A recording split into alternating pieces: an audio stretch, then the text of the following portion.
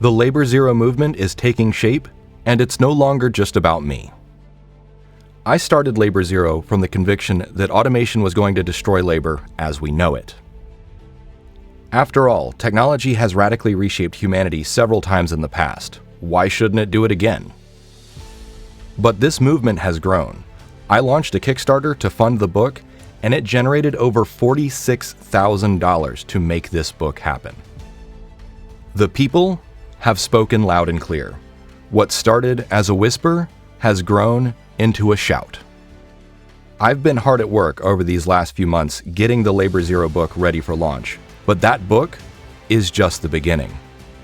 What started as one project about post-labor economics and household income has ballooned into an entire civilizational reset. Artificial intelligence and humanoid robotics are going to fundamentally reshape the trajectory of humanity, and we need to be ready.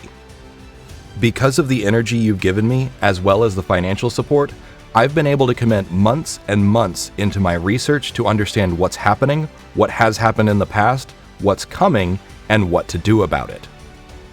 To that end, I've compressed all of my research into post-labor economics into the Labor Zero Charter, which compresses it all into 12 strategic objectives and 12 core values that will serve as the heart and soul of this entire movement.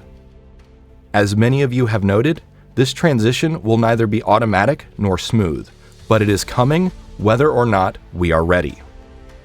You need to understand that this charter is anchored in historical patterns, political philosophy, game theory, and systems thinking. I put everything I had into the books from which this charter was distilled. As Frederick Douglass famously said, "Power concedes nothing without a demand." This charter lays out our demands with the utmost clarity. My mandate is clear and my work is progressing at speed. I've been connecting with like-minded individuals behind the scenes and building a coalition. All of this will play out in the years to come. So thank you for being here with me, amplifying this message, and supporting me through this mission. Now let's get this done.